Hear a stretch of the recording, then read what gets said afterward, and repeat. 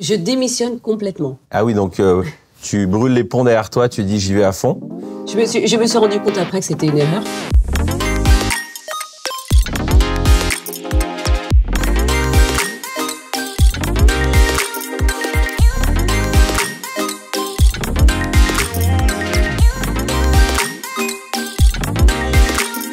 Mon invité aujourd'hui est Hariba Rehman, une CEO qui n'a pas froid aux yeux. Elle est passée de professeure à entrepreneuse en créant la société Fred B, une plateforme pour organiser un déménagement ou un transport à bas prix. Dans cet échange, vous allez découvrir comment utiliser son style de leadership, grandir dans ses forces tout en faisant progresser ses faiblesses. Hariba partage aussi sa vision du travail et la nécessité pour réussir d'être à 200%. Bonjour Hariba. Bonjour David. Alors pour commencer cet échange, j'aimerais te faire réagir à une citation que j'ai sélectionnée pour toi. Elle est de Confucius. Celui qui déplace une montagne commence par déplacer de petites pierres. Qu'est-ce que ça t'évoque? Une réalité. Ok. Ouais, je pense que ça parle à tous les entrepreneurs forcément parce qu'on commence en fait par une petite idée, un petit projet, le premier stagiaire. Ouais. En fait, et c'est exactement comme ça qu'on commence à développer notre boîte. Bah ouais. Et voilà. Ça commence par étapes. Mais toi, tu avais quand même un projet avec Fred B qui a été ambitieux. Comment est-ce que tu as fait le choix? Parce qu'aujourd'hui, il y a un peu deux écoles. Il y a l'école de la start-up, en mode je vais lever des millions et je commence en fait direct là. Et puis il y a le choix de, comme tu dis, le stagiaire. Toi, c'est quel chemin que tu as pris? Moi, alors, il faut quand même, pour remettre dans le contexte, à la base, j'étais fonctionnaire de l'éducation nationale, donc enseignante. Ok.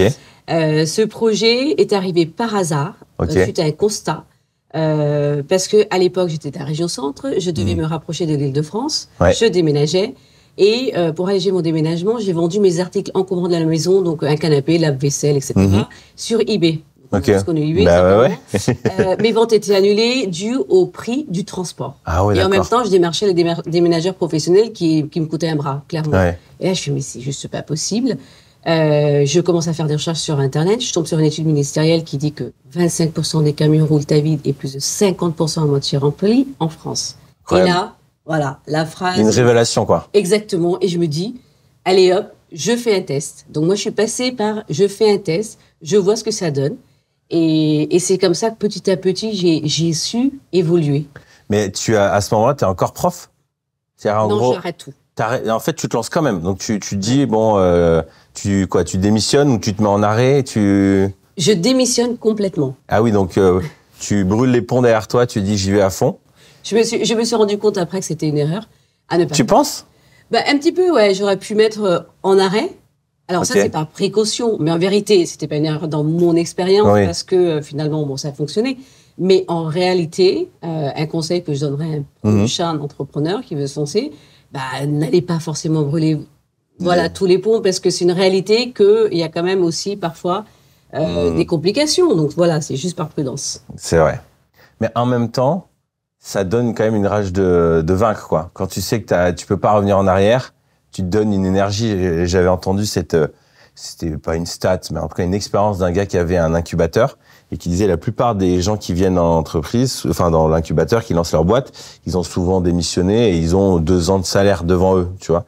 Et que généralement leur idée et le moment où ils commencent à faire de l'argent, c'est genre les 3 derniers mois à la fin de leur chômage, quoi. Ils se disent oh punaise, dans 3 mois j'ai plus d'argent, et là d'un coup ils se mettent à fond. Avant ils réfléchissent. Ils disent bon, mais qu'est-ce qui va se passer? Donc d'une certaine manière, la tension financière, elle te pousse à aller de l'avant quand même. Ouais, non? Ouais, non, je pense que tu as complètement raison, mais ça dépend des tempéraments. Moi, j'ai pas ce tempérament-là. D'accord. Je suis vraiment pas quelqu'un qui va me reposer sur mes lauriers. Ouais. Et moi, j'y vais tout le temps à fond dans tout ce que je fais. De base, en fait, tu vas à fond. Et donc là, tu identifies ce truc-là, mais c'est quoi ta motivation? Là, c'était une motivation d'entrepreneur en mode je veux me lancer. Est-ce que tu viens d'une famille d'entrepreneurs ou? Ouais. D'accord, donc tu avais quand même ça. Ouais. Et tes parents, ils ont pensé quoi quand tu as fait la carrière dans l'éducation nationale? Ils se sont dit quoi? Ils se sont dit bon, tant mieux pour elle, ou ils faisaient que de te dire ouais, non, il faut revenir à l'entrepreneuriat? Non, tu sais, quand t'es maman, moi, ma maman, c'était très simple. Elle m'a dit tant mieux, c'est très bien, tu as pris le safe side.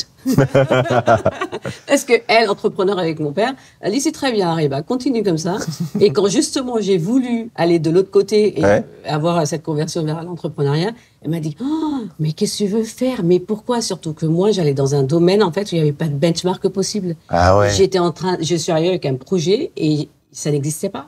Ah oui, d'accord. Mais dans toute l'Europe. Ah oui. Donc, va expliquer à quelqu'un ou à tes parents que ce que tu veux faire, ça n'existe pas, nulle part ailleurs. Ah oui, d'accord.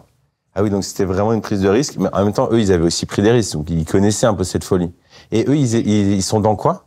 Ils étaient plus dans la restauration, l'hôtellerie, donc... Ah, ok. Ouais, c'est encore différent. C'est encore un autre monde. Et quel genre d'enfant t'étais?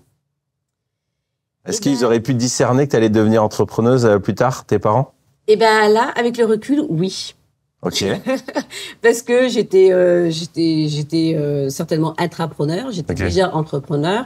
Parce qu'en fait, entrepreneur, c'est pas uniquement avoir une boîte. Oui. Entrepreneur, c'est vraiment savoir se prendre en main, avoir des idées, à chaque fois pouvoir driver les personnes.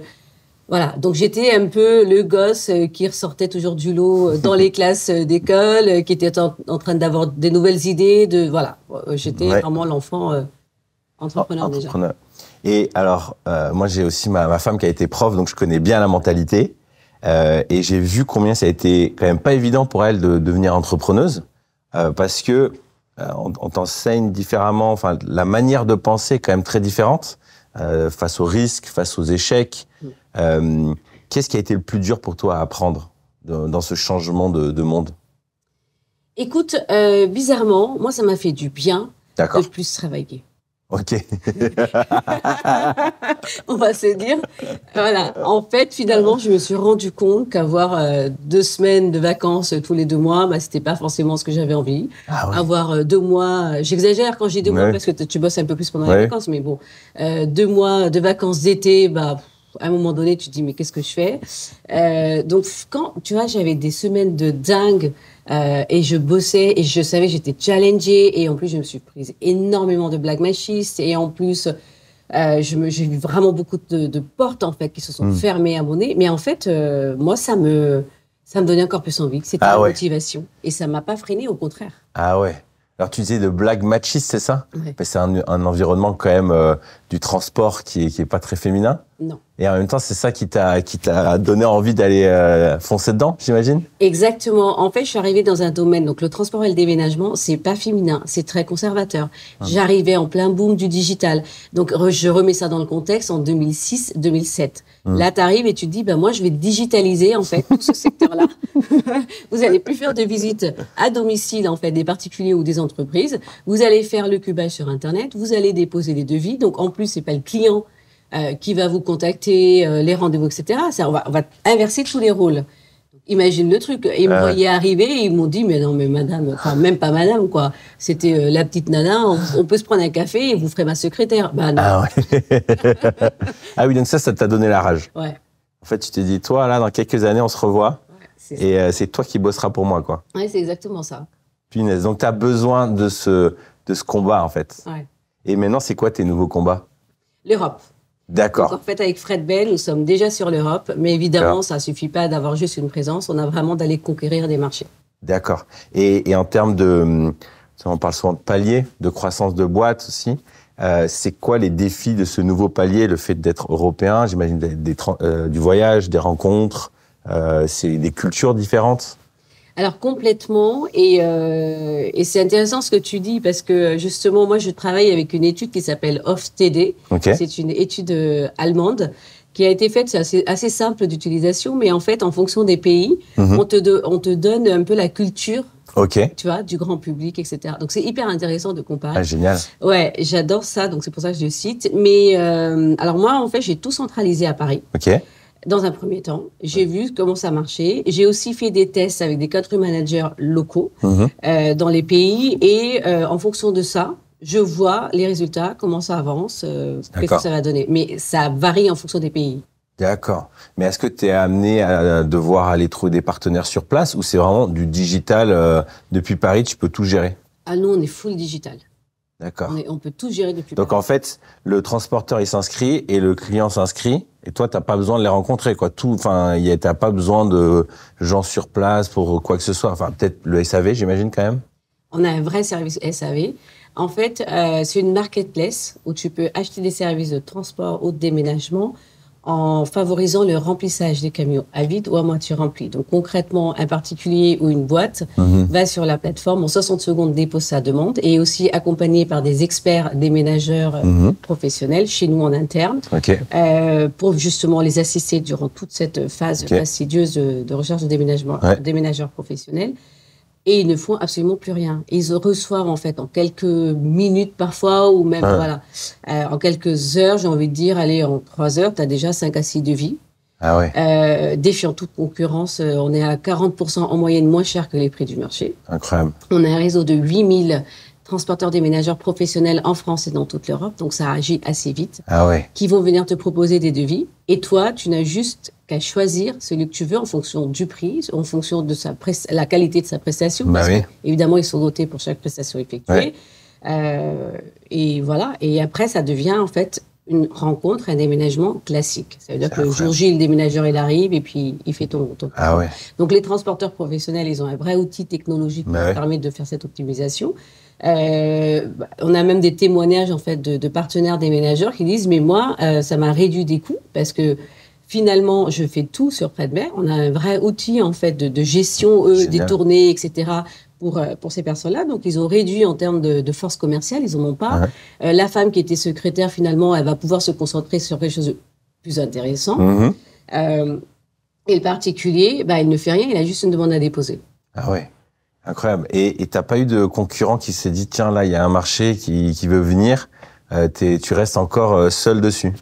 Ouais, avec l'outil vraiment qu'on a, nous sommes vraiment les seuls. On a vraiment des personnes. Alors on a des étrangers, on a eu des Américains qui sont arrivés que je connais très bien. Ils sont venus en France nous rencontrer à 3 reprises. Des Allemands que je connais très bien aussi qui sont venus nous rencontrer à 2 reprises à Paris dans nos locaux.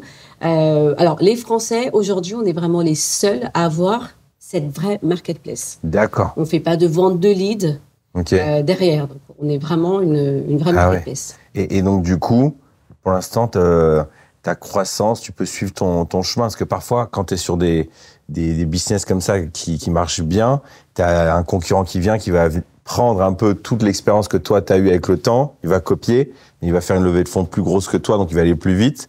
Du coup, ça te fait rentrer dans une logique de croissance, mais en essayant de lever des fonds. Toi, tu peux gérer une croissance assez saine, tranquillement. Écoute, j'avais avant la période Covid, 65% de croissance. Waouh. Voilà. Donc, sauf que pendant la période du Covid, ça a complètement chuté. En fait, tout ce qui était déménagement, ça a complètement arrêté. On a quand même 70% en fait du secteur du transport et déménagement qui était complètement à l'arrêt. Wow. Faut savoir que c'est quand même des petites PME, TPE, je peux citer quelques-uns, mais ça reste des franchises ou des choses comme ça. Donc, ça a été très compliqué. Là, on a une reprise. Je suis rassurée parce que je retrouve ma croissance, mais pas celle de 65%. Donc, j'ai une croissance qui est bien inférieure. Et avec une étude poussée en interne de nos KPI, etc., on a l'impression, c'est l'explication un peu près saine, raisonnable, c'est que un Français, finalement, pour son déménagement, il n'a plus envie de dépenser la même somme qu'il dépensait avant. D'accord. Donc, le panier moyen chez Fredbay a forcément diminué, ce qui explique ma croissance, mais plus basse que ce que j'avais avant. Pourtant, tu étais déjà super moins cher. Donc, il a même encore envie. Ah ouais. Ça ne devrait pas être évident d'être dans l'économie, d'un business où ta plus-value, c'est vraiment le prix. Tu sais, on dit qu'il y a un peu 3 éléments qui fait le succès d'une boîte et tu peux en choisir qu'un avec un deuxième point secondaire. Donc, c'est soit une innovation, un truc que personne d'autre n'a, vraiment le prix ou la fluidité. Donc là, ça te demande d'être dans de la mécanique, type Amazon. Donc, c'est pas beaucoup de marge, mais de la grosse quantité. Et le relationnel. C'est vraiment où les gens disent, je me sens écouté. Donc toi, tu es plutôt dans le deuxième. C'est-à-dire vraiment, tu as réussi à mécaniser une industrie et à réduire les coûts. Mais du coup, tu es constamment dans cette guerre de trouver le bon ratio financier. Il y a ça, mais je n'exclus pas l'innovation. Oui. Parce qu'encore aujourd'hui, on est vraiment en amont à chaque fois sur les outils en fait qu'on peut apporter.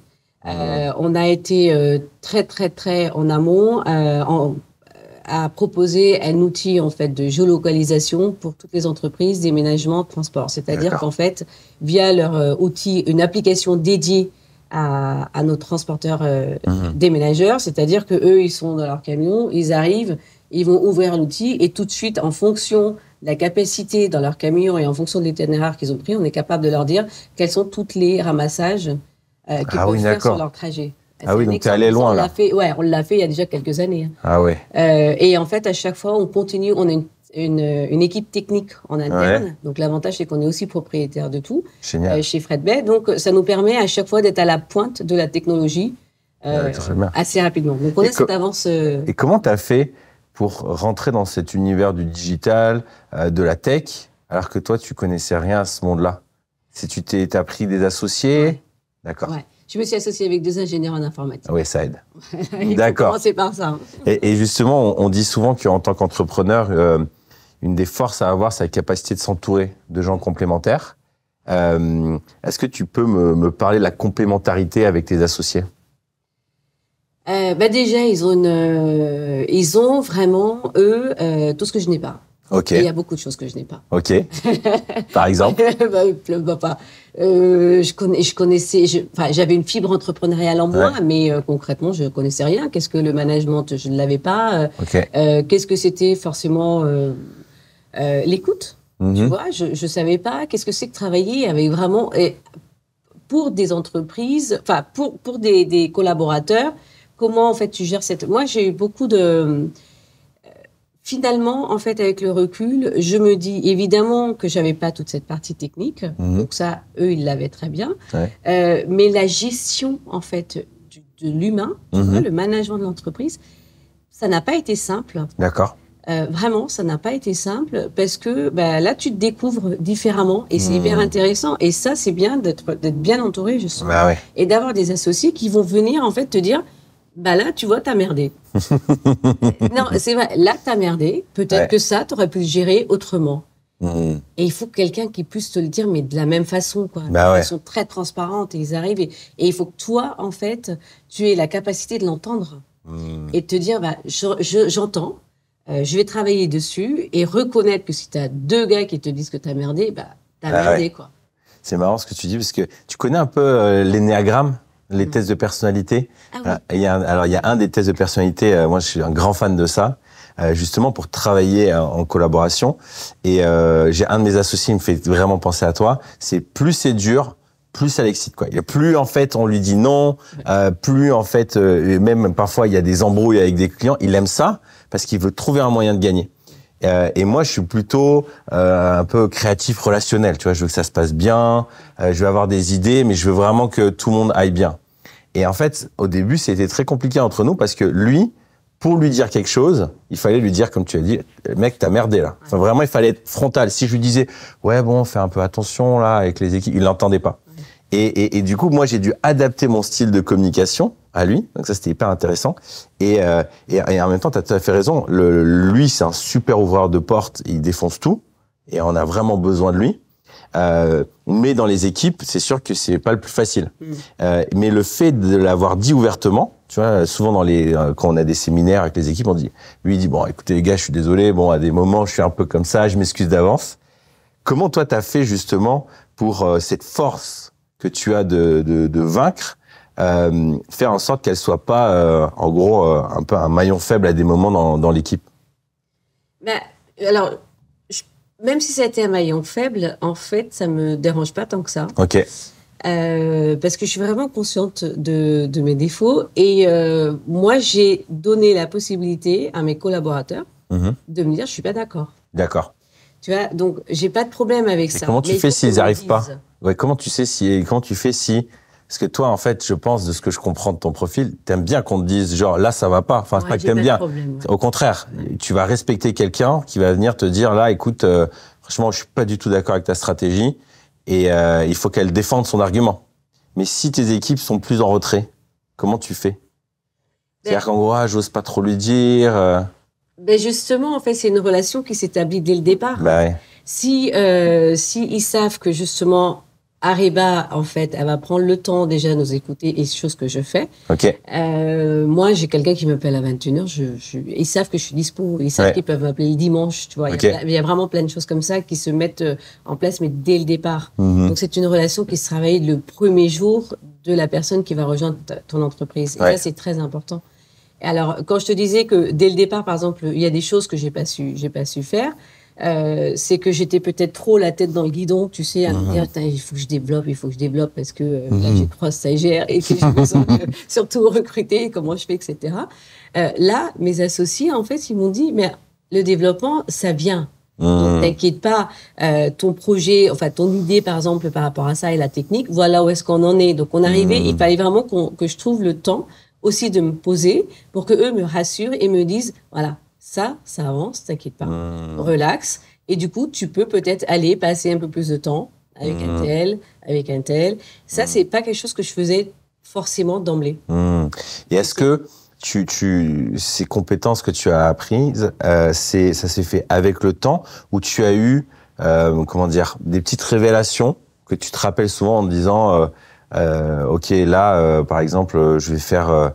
Je te donne un exemple avec cette personne dont je te parle. Le défi, c'est coupe pas la parole. C'était un détail. Mais quand tu parles avec quelqu'un, tu lui coupes pas la parole. Donc lui, souvent, il se redit, bon, ok, je vais pas lui couper la parole. Tu vois, il s'est mis des mémos techniques parce que 90% de son temps, c'est dehors. Il va gagner du terrain, mais il y a un petit 10%, c'est interne. Donc il faut quand même qu'il puisse... Quels sont, toi, des trucs, des mantras, des petits tips que tu t'es mis dans la tête pour dire, ok, là, c'est pas la Ariba conquérante, c'est la Ariba relationnelle. Qu'est-ce que tu te dis? Moi, ce que j'ai réellement fait, et je le fais encore d'ailleurs, tous les soirs, je ne peux pas m'endormir si je ne fais pas un bilan complet de ma journée. Mais un bilan beaucoup plus orienté sur le relationnel, justement. Ok. À quel moment j'ai pas écouté telle ou telle personne? Ou pourquoi cette personne, en fait, s'est approchée, mais ne m'a pas parlé? Et en fait, je vais vraiment rentrer dans ces détails-là. Mais vraiment, et encore aujourd'hui, je le fais. Et j'adore finalement le faire. Et je crois que je n'arriverais même pas à m'endormir si je ne le faisais pas. Ça me prend pas longtemps, mais il faut vraiment que je le fasse. D'accord. Donc ça, c'est quoi qui t'a poussé à faire ça? C'est justement les échanges avec tes associés où d'un coup, tu dis, il faut que je me mette un rituel, en fait. C'est ça. C'est incroyable. Ouais, tu sais, quand on te fait quelques petits reproches, les associés te disent... attends, t'es trop à fond, t'as pas remarqué, elle était pas très bien, je sais pas, j'ai trouvé silencieuse. Et là, moi, j'ai culpabilisé parce que j'ai dit, mais pourquoi moi, je l'ai pas ressenti? Je fais, ah ouais, je fais, toi, tu l'as vu aussi? Oui, on l'a vu, bah, t'as vu, d'habitude, c'est elle qui ouvre le débat, et puis là, elle parlait pas. Je fais, ouais, mais, et puis moi, j'étais plus en train de me dire, ouais, mais, elle a peut-être un problème perso, j'en avais un ce matin, donc, non, Ariba, il faut peut-être essayer de chercher ce qui se passe. Ah oui. Et là, en fait, tu vois, au bout de, c'est pas compliqué, hein, au bout de 5-6 fois, tu te dis, il y a un problème. Ouais. Il faut vraiment que j'aille, moi, et là, j'ai pas honte de le dire, parce que j'avais vraiment ce truc-là, c'est que j'aille vraiment comprendre ce qui se passe dans la tête des gens. Chose que je faisais pas forcément. Moi, on me faisait un sourire, je m'arrêtais au sourire, en fait. Bah oui. Tu vois? Et c'est ça qui m'a poussé vraiment à me dire non, il faut que j'aille beaucoup plus loin. Et donc, tu as fait quoi alors? Ben ça, ce rituel. Mais après, c'est quoi? Poser des questions, écouter plus? Ouais. Je fais des moments café individuels avec chaque personne, mais pas dans la boîte. On sort. En fait, on descend et on va se boire un café. Enfin, c'est assez basique. Hein. Et on discute, mais que ça aille ou ça n'aille pas. Voilà. Ça, c'est vraiment en plus. Et ça peut être c'est de façon aléatoire. Donc ça, c'est super intéressant de le faire parce que quand tu le fais dans l'entreprise, tu n'as pas la même personne que tu le fais dans une brasserie, dans un autre contexte, en fin de journée, parce que voilà, la personne, c'est un peu aléatoire. Hein. Ça, je fais. Oui, quelqu'un qui ne va pas participer à une réunion, je vais la questionner beaucoup plus individuellement. Et je ne vais pas me dire, j'ai fini ma réunion et je passe à autre chose. Et l'écoute, c'est quand même pas évident. Surtout quand on a un tempérament, on veut foncer, on veut que ça aille vite. Est-ce que ça, c'est plutôt un muscle que tu as pratiqué avec le temps ou encore maintenant, tu te dis bon, vas-y, enchaîne, passe à la suite. Enfin, c'est quoi? Je te fais parler là-dessus parce que je pense que pour beaucoup d'entrepreneurs, tu as un profil d'entrepreneur vraiment fonceur. Mais je pense à plein d'amis là en t'entendant qui sont comme ça. Souvent, je leur dis, les gars, il faut quand même des moments écouter. Et en même temps, il faut pas qu'ils deviennent quelqu'un d'autre. Il faut qu'ils gardent leur force. Mais j'ai envie de leur donner un peu d'espoir en disant c'est possible. Et regardez, Ariba, elle y arrive. Mais est-ce que justement, ça s'est calmé avec le temps et que tu es capable d'écouter plus sereinement ou ça reste un gros défi? Non, là, c'est devenu une habitude. D'accord. Donc il y a de l'espoir. Ouais, il y a de l'espoir pour ceux qui se disent, moi, j'y arrive pas. Ouais. C'est un truc qui s'apprend, quoi. Complètement. Tout s'apprend. Alors, une autre question un peu plus large et personnelle. Quelle serait ta définition de la réussite? Alors, on me l'a déjà posé une fois dans une interview et je vais donner la même réponse parce que c'est réel, c'est le bonheur. Ok. Pour moi, la réussite, c'est lié avec le bonheur. La réussite, c'est pas quelque chose de matériel. La réussite, c'est vraiment quelque chose de très personnel avec soi-même. Ok. Quand tu es en paix avec toi-même, quand tu es vraiment en phase avec toi-même, tu as une joie en fait, interne. Okay. Un peu quand tu dis self-contentment, tu vois, en anglais, bah, pour moi, c'est la réussite. Ok. Et est-ce que c'est possible d'avoir ça dans des phases de grandes difficultés d'entreprise, de conflits? Tu es capable est-ce que c'est dissocier le self-contentment, comme tu dis, le bonheur intérieur? Où on est vraiment influencé par l'extérieur. Parce que être en paix avec soi et le bonheur, quand ça va mal dans l'entreprise, c'est compliqué. Écoute, nous, pendant la période du Covid, ça a été très compliqué. On était complètement à l'arrêt. Ça a été très compliqué. Mais malgré ça, j'étais en phase avec moi-même. D'accord. Certainement parce qu'on avait aussi confiance en l'avenir. Et en fait, je pense qu'il y a aussi quelque chose qui nous détermine bien, les entrepreneurs, c'est qu'on a toujours confiance en l'avenir. On a toujours en fait cet optimisme de se dire de toute façon ça va partir, de toute façon on va y arriver, de toute façon on va pivoter, de toute façon on va revoir enfin, on a toujours une solution derrière. Et ces solutions font qu'on arrive toujours en fait à être positif et certainement en phase avec soi-même. Et c'est essentiel. Ah, c'est vrai. Dernière question qui est un peu plus large sur la France. Tu sais que le thème du Spring Campus, c'est la société entrepreneuriale. Qu'est-ce que ça t'évoque, ce terme? La société entrepreneuriale, en fait, je me sens complètement concernée. Si on a travaillé sur ce thème-là, c'est parce que justement, on partage ces valeurs-là, nous en tant qu'entrepreneurs. Et quand on dit la société entrepreneuriale, l'idée, c'est de se dire, mais en fait, il ne faut pas chercher à être forcément assisté, mais prendre la vie en main. C'est vraiment ça. On parle d'entrepreneur, mais on peut être intrapreneur. Mais ce que je veux dire, c'est que vraiment, à un moment donné, ne cherchez plus à être assisté, se dire, bon, bah, j'ai une idée, j'y vais, avoir confiance en soi, être bien accompagné, mais c'est surtout entreprendre. Parce qu'aujourd'hui, malheureusement, on a encore beaucoup d'hésitations, que ce soit entreprendre ou intraprendre. J'insiste. C'est vrai. C'est vrai qu'en fait, rien que si on arrivait dans notre société à vraiment communiquer cette envie de « OK, il y a un problème, il y a une solution », au lieu d'attendre que l'État, que l'entreprise, que la mairie fasse quelque chose, mets-toi en action, monte une assos, monte une boîte, ou même tout simplement toi, vas-y bénévolement. Il y a beaucoup de choses qui se mettraient en place. Exactement, on a vraiment besoin d'aller s'engager dans différentes choses. C'est pas forcément dans une entreprise, comme tu l'as dit, une association, c'est très bien. Mais allez-y, vraiment, prenez votre vie en main. Excellent. Merci. Merci David.